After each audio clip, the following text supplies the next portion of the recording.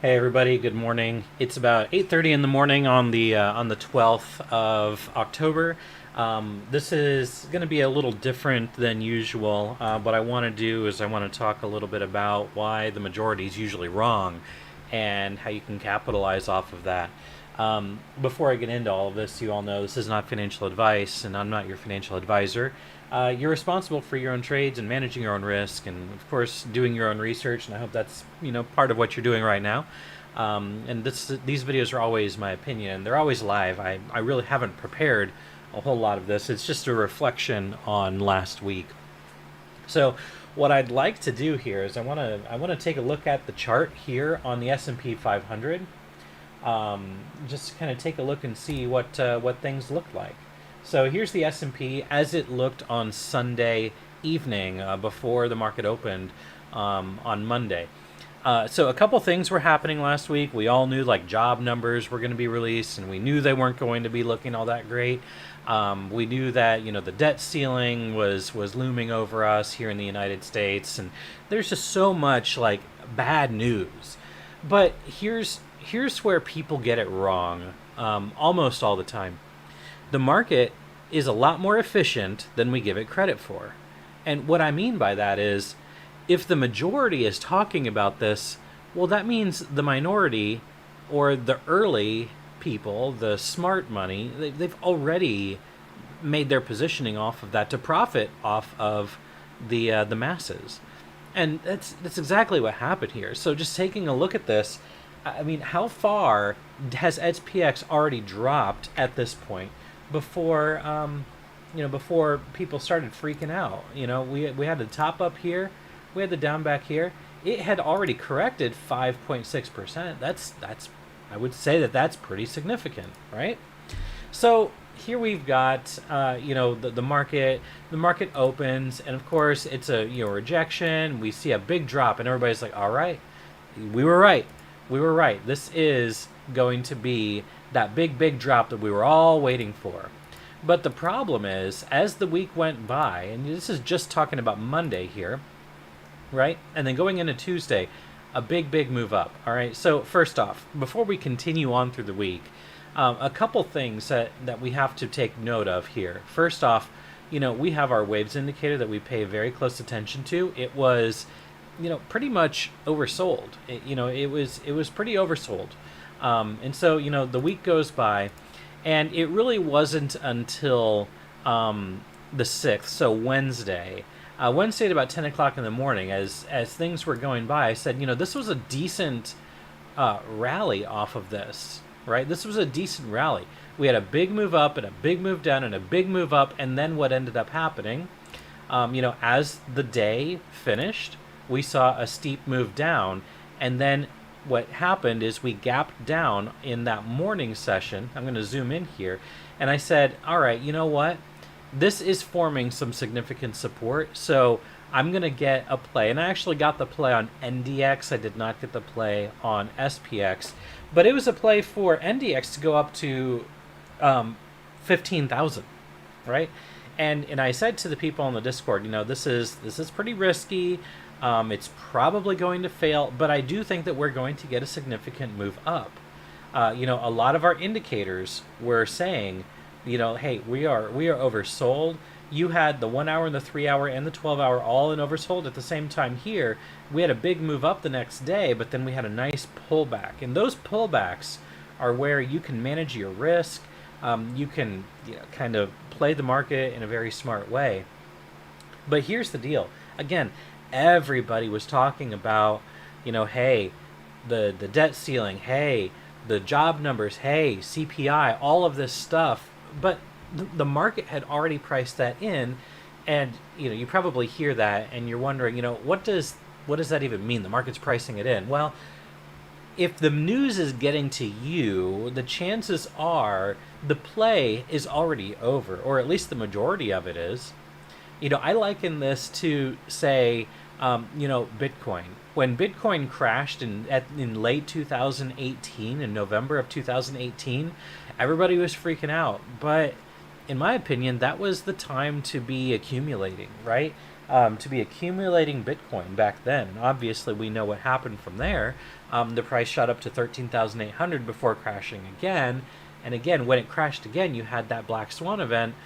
Well, that again, when everybody is fearful, they're usually wrong, and that was exactly the case here. So we got the play. I'm going to go to NDX here, and I'm just going to kind of show this. I'm going to go to NDX, see if I can get this. All right, so here's NDX. A lot of things. So this is back on the 4th, right? So I was talking about getting into it on the 6th. So on the 4th, you have the 1 hour, 3 hour, the 12 hour, all in oversold at the same time.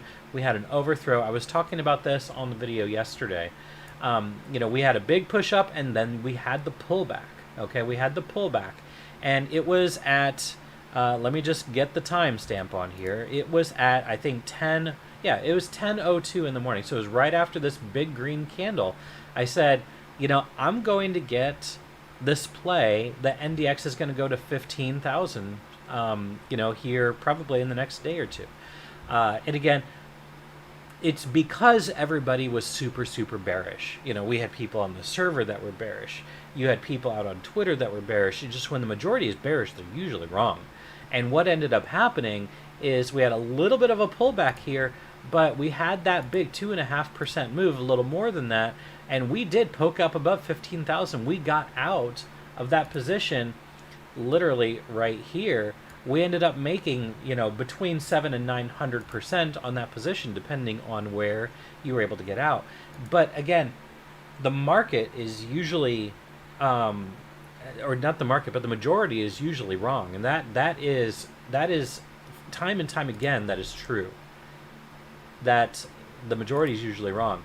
I was not super bearish. The only trades I have been taking on short positions for NDX, SPX, they have been hedge positions, and they have been small. I'm mostly sitting in cash, but fact of the matter is, again, you had this event here where everybody was bearish when the market had already pulled significantly.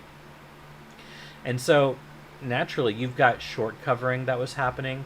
Probably that's what was fueling this move up, a little bit of a short squeeze, because again, the majority is short, and you have to you've got to get accounts issued margin calls to force themselves to squeeze out of positions, and then you can start to resume a downtrend. And that's exactly what happened here.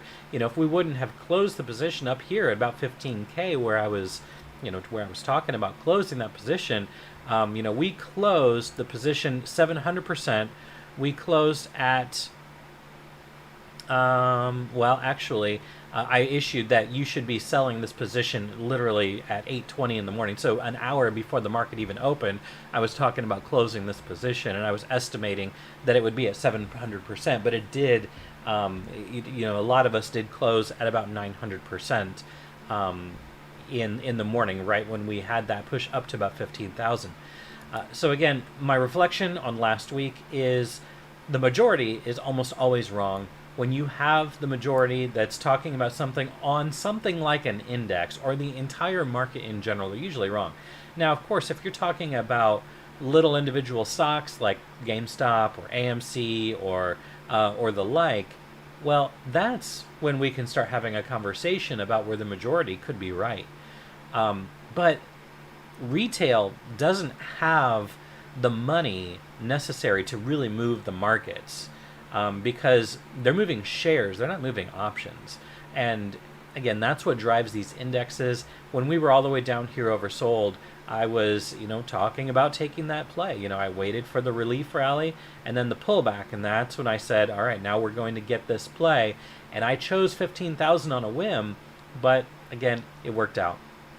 So here we are. It's a new week, and we're taking it one day at a time. But I wanted to make that little reflection off of last week, because again, indicators were saying, hey, you should be buying, while everybody else was saying, yeah, the market's going to crash. It's going to keep going down. This is also something that we experienced in March of 2020. Everybody was expecting the market to just keep on tumbling down, and we know what happened after that. And the more people that are bearish, the more bullish I become. When everybody becomes bullish, I become bearish. This is also where I would liken this to where the market was making all-time highs. I'll see if I've got this chart here handy. We had this formation up here. I said we would get a throw over and we would fall. And that's exactly what happened. We had this throw over this trend line, and then we fell. And now we have been in a corrective mode.